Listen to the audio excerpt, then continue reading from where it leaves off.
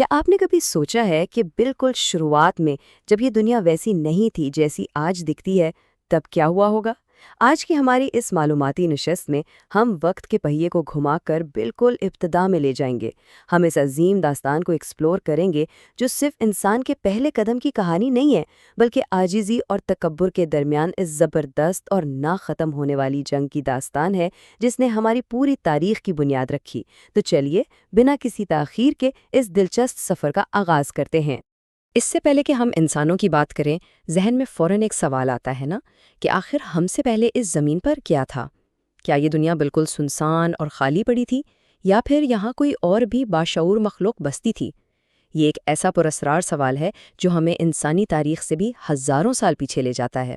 Okay, تو آگے بڑھنے سے پہلے جلدی سے دیکھ لیتے ہیں کہ آج ہم کن ادوار کا سفر کرنے والے ہیں۔ ہم شروعات کریں گے انسانوں سے پہلے کی دنیا سے، پھر ہم آدم اور زمین کی تخلیق پر بات کریں گے، اس کے بعد زمین پر ہونے والے پہلے قتل کا ذکر آئے گا، پھر بت پرستی کا آغاز کیسے ہوا، اور آخر میں انبیاء کی توحید کی پکار۔ تو چلیے چلتے ہیں اپنے پہلے ٹاپک کی طرف۔ پہلا حصہ، انسانوں سے قبل کی دنیا۔ یہ واقعی ایک انتہائی پراسرار اور حیران کن دور تھا۔ آپ کو یہ جان کر شاید حیرت ہو کہ کائنات کے اس وسیع ٹائم سکیل پر انسانوں کی انٹری کافی دیر سے ہوئی۔ ذرائع ہمیں بتاتے ہیں کہ زمین اور آسمان کی پیدائش سے پورے 50,000 سال پہلے ہی تمام مخلوقات کی تقدیریں لکھی جا چکی تھیں، اور حضرت آدم علیہ السلام کی تخلیق سے 2000 سال پہلے ذرا سوچئے، اس زمین پر جنات کا راج تھا۔ لیکن پھر کیا ہوا؟ انہوں نے فتنہ و فساد اور خون ریزی شروع کر دی۔ جب ان کی سرکشی بہت زیادہ بڑھ گئی تو فرشتوں کی فوج نے انہیں شکست دی اور انہیں سمندر کے جزیروں اور پہاڑوں کی طرف جلا وطن کر دیا۔ پھر اس ابتدائی سیٹ اپ کے بعد جمعے کے دن عصر اور رات کے درمیانی وقت میں حضرت آدم علیہ السلام کی تخلیق کا عمل شروع ہوا۔ اب یہاں ایک بہت ہی کمال کا پوائنٹ آتا ہے۔ کائنات کا جو سب سے پہلا تصادم تھا، اس کی وجہ کیا تھی؟ وجہ تھی غرور۔ ابلیس، جسے دھوئیں کے بغیر آگ سے پیدا کیا گیا تھا، تکبر کا شکار ہو گیا۔ اس کا ماننا تھا کہ میں آگ سے بنا ہوں، تو بھلا اس سادی سی مٹی سے بنے انسان کے سامنے کیوں جھکوں؟ یہیں سے وہ جنگ شروع ہوئی جس کے اثرات آج تک ہیں۔ آگ کا تکبر مٹی کی عاجزی کے سامنے جھکنے سے بالکل انکاری تھا۔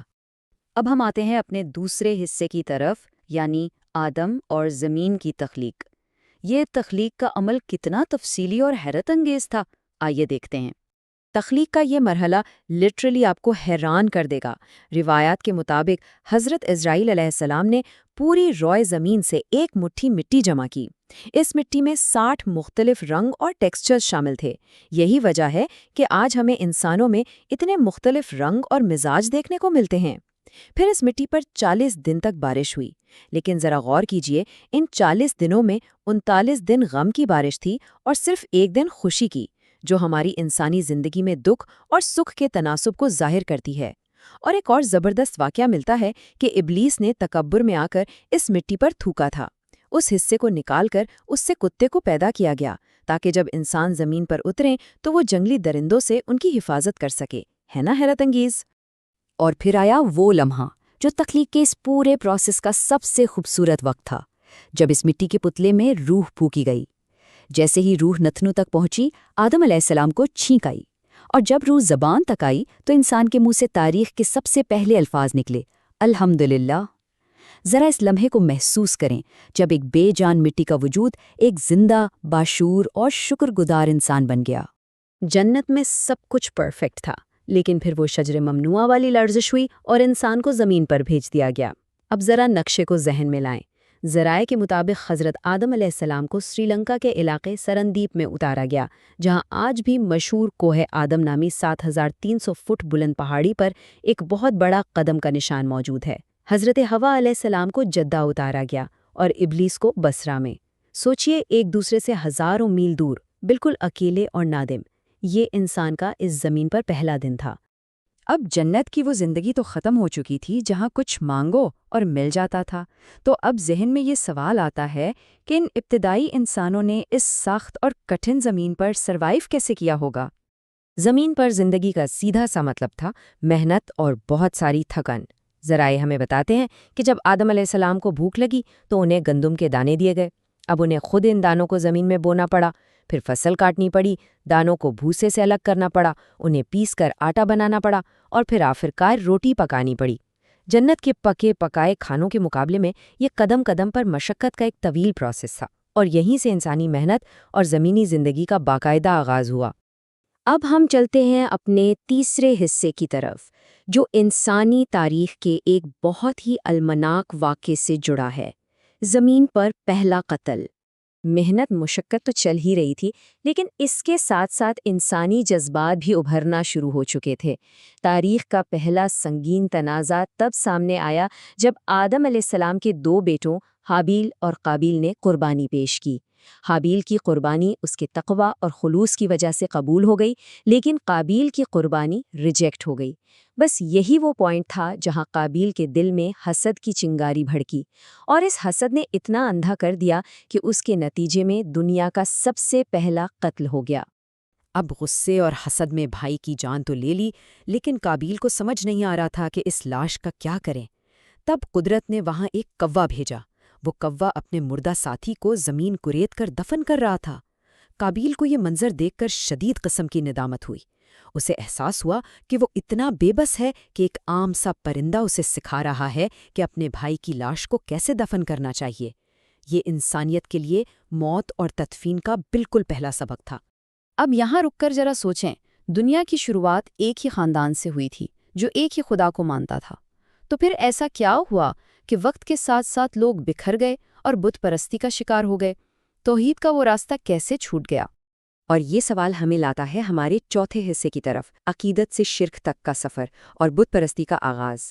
یہ پوائنٹ بہت شاندار طریقے سے واضح کرتا ہے کہ انسانی نفسیات کیسے کام کرتی ہے۔ بت پرستی کوئی راتوں رات شروع نہیں ہو گئی تھی۔ طوفان نوح سے پہلے کے دور میں 5 بہت ہی نیک بزرگ ہوا کرتے تھے۔ جب ان کی وفات ہوئی تو لوگ شدید غم میں ڈوب گئے۔ شیطان نے اس معصومانہ غم کا فائدہ اٹھایا۔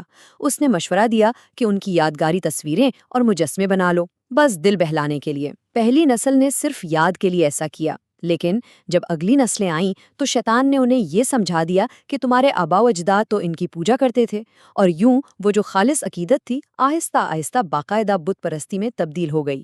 جن 5 بزرگوں کی ہم نے بات کی ان کے نام یہ تھے: ود، جس کا بت ایک مرد کی شکل میں تھا، سوا جو عورت کی شکل میں تھا، یغوث شیر کی شکل میں، یعوق گھوڑے کی شکل میں، اور نصر گدھ کی شکل میں۔ بعد میں یہ بت اور ان کو پوجنے کا کانسیپٹ عرب قبائل میں بھی پھیل گیا، اور ہر قبیلے نے ان میں سے کسی نہ کسی کو اپنا خاص معبود بنا لیا۔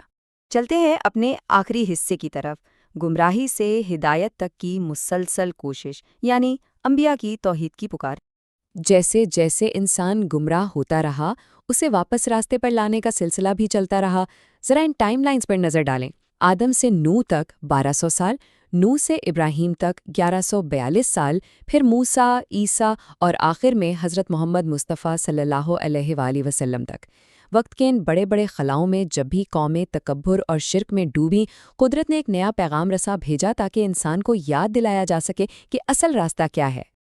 اور حیرت کی بات یہ ہے کہ ہر دور میں بیماری تقریباً ایک ہی تھی: طاقت کا تکبر۔ حضرت نوح علیہ السلام نے 950 سال تک سمجھایا۔ حضرت ہود اور صالح علیہ السلام نے اس وقت کی سپر پاورز یعنی قوم عاد اور سمود کی بے پناہ طاقت کے باوجود ان کو وارن کیا۔ حضرت ابراہیم علیہ السلام نے خود بت توڑے اور نمرود کی آگ کا بخوتی سے سامنا کیا، اور حضرت موسیٰ علیہ السلام نے تو سیدھا فرعون کی آنکھوں میں آنکھیں ڈال کر اسے چیلنج کیا، جو خود کو خدا کہتا تھا۔ ان سب کا پیغام بالکل ایک تھا کہ خالق صرف ایک ہے، یہ بت اور انسان کبھی معبود نہیں ہو سکتے۔ ذرا اس نمبر کو ذہن میں بٹھا لیں، 360۔ یہ کوئی عام نمبر نہیں ہے۔ فتح مکہ کے وقت کعبہ کے اندر اور باہر اتنے ہی بت رکھے ہوئے تھے۔ آپ سوچیں، جو سلسلہ ان 5 یادگاری مجسموں سے شروع ہوا تھا وہ بڑھتے بڑھتے 360 بتوں تک پہنچ چکا تھا، اور پھر وہ تاریخی لمحہ آیا جب دنیا کا پہلا گھر جو ایک خدا کی عبادت کے لیے بنا تھا اسے ان تمام بتوں سے پاک کیا گیا، اور توحید کی وہ پکار اپنے عروج پر پہنچ گئی۔ تو دوستو، ہم اس طویل داستان کے اختتام پر آ گئے ہیں، لیکن جاتے جاتے ایک سوال آپ کے لیے چھوڑے جا رہے ہیں۔ ابلیس کا آگ پر غرور، قابیل کا اپنے ہی بھائی سے حسد، اور طاقتور قوموں کا اپنے بتوں پر تکبر، کیا آج کا انسان بھی انہی پرانی بیماریوں اور کمزوریوں کے چکر میں نہیں پھنسا ہوا؟ کیا آج ہمیں پھر سے اس قدیم عاجزی کی ضرورت نہیں ہے؟ یہ واقعی ایک ایسا سوال ہے جس پر ہم سب کو سوچنا چاہیے۔ آج کے اس معلوماتی نشست میں ہمارے ساتھ اس سفر پر چلنے کا بہت شکریہ۔